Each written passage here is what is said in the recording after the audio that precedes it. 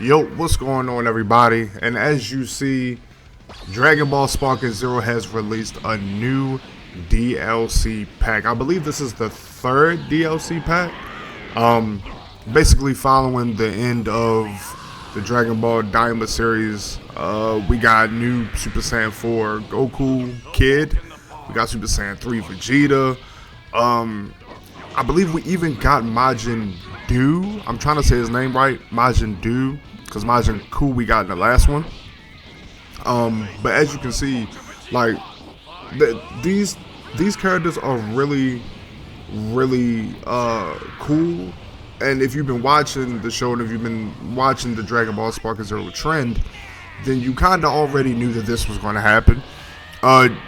You could probably anticipate that they were going to do the end of Daima for characters, but I do want to talk about a couple things when it comes to this DLC. I want to talk about what they did good and what they probably could have done a little better on. There are also some patch notes that kind of changes the combat a little bit when it comes to dashing, when it comes to characters regaining health after transformations. Like, that doesn't happen anymore. So if your character transforms and regains health, I believe they removed that now. So now your character doesn't regain health. So if you're not fighting in the final form and you want to use it to regain health, that's just not going to happen anymore. But where I think this DLC does shine is with Super Saiyan 4 Daima, Kid, and Grown Up. The Grown Up one is OP. The Grown Up Super Saiyan 4 Goku is very strong. He swings very fast. It's very difficult to super counter him, as you'll see in this fight that I have against a Super Saiyan 4 Grown Up Daima Goku. But where this shines for me is the Super Saiyan 4 forms. They cooked with Vegeta. I will say he is like master aura farmer. They definitely cooked with him. And I believe they cooked with Goma. Goma is very good, and I would not be surprised if I saw more Goma. Goma just has the feeling that he had, I guess, during the show, and that is he's very intimidating. His attacks are very strong. He can become giant. When he becomes giant, he actually has a healing factor, which of course happens because of the third eye. If you watched Dragon Ball Daima, if not, I really suggest you go watch that. But yeah, I think that the DLC as a whole is solid. I think that they've done some good things, especially adding the first Demon World. This transformation is so heat. Like this is one of the better transformations to me. But they did good adding the first Demon World. I do wish that they would just go ahead and add Kami's Lookout. And I had a very interesting conversation with someone in terms of DLC, because when this game was announced, DLC was already talked about. Like they knew that they were going to put DLC in the game. Part of the DLC I get, because you didn't want to just spoil it because there was a show going on, because you're doing the DLC based on the show. Other parts of the DLC were kind of like, that's kind of lazy. And creators and gamers have been complaining for a long time about DLC and how games are coming unfinished, and they release the game basically when it's not done. And if you plan to put DLC, that means you're openly telling people that you didn't put your all into the game. So though I like this DLC, I do understand the perspective of, is this enough?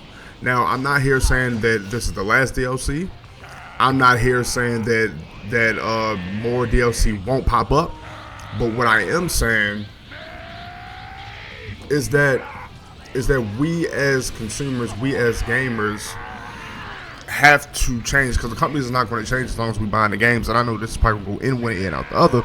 But as long as we keep purchasing the unfinished games, the unfinished products, they're going to keep selling it to us. Like, that's pretty much how that goes.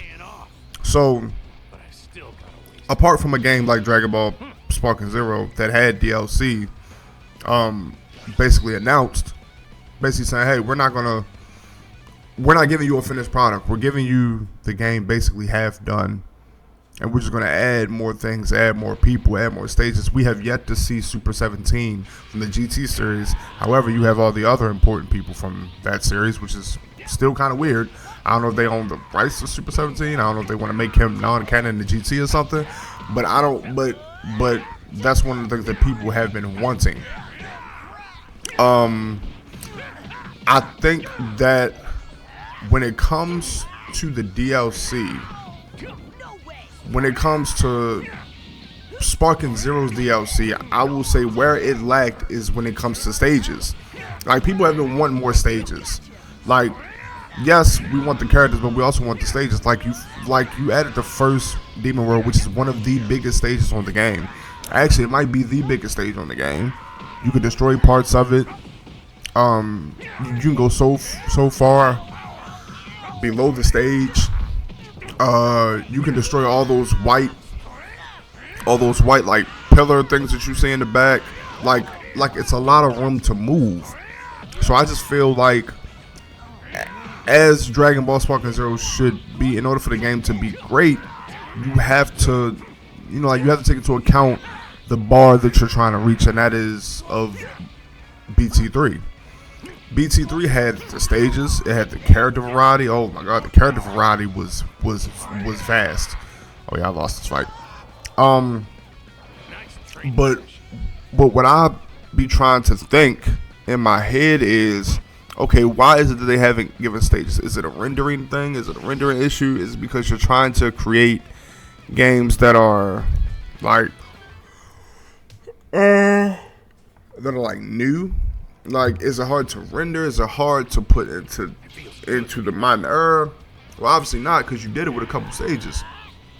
But I think the gaming companies as a whole just need to get better with, just give us more of the game on release. Like, if we're paying $70, $80, $100 something for some games, we should be given more of the games, and that's something that people have been talking about forever. But where this DLC shined, but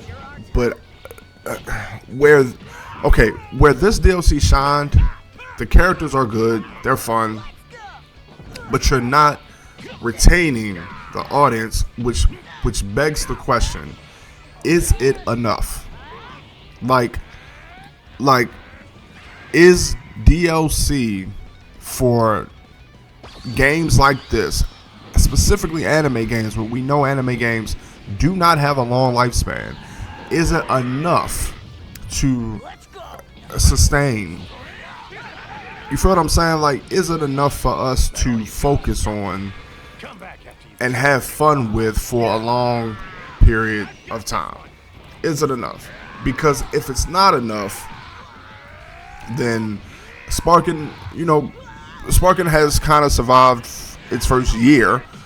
But moving forward, can it become a transcendent, iconic game like BT3? BT3 was played for years until it finally dropped off. But can it be that transcendent, iconic game that we all grew up playing, or that we all would want to tell our kids about, our grandkids, or pass it down to our grandkids? If you hear something in the background, I'm sorry, that's a siren, because I ain't made it out the hood yet. But it begs the question: is it enough? Are these DLCs enough? I don't really think the DLCs for certain games are necessary. What I mean by that is, you look at a game like Call of Duty. Call of Duty has so much content that you're paying $80, $90, $100 for the bundle pack, and then they just keep adding stuff, and you're spending some people are spending over $1,000 on Call of Duty, like per year.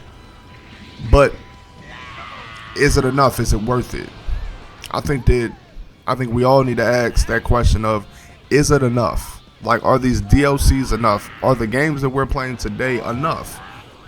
Especially when it comes to competitive games, especially when it comes to Dragon Ball Z, anime.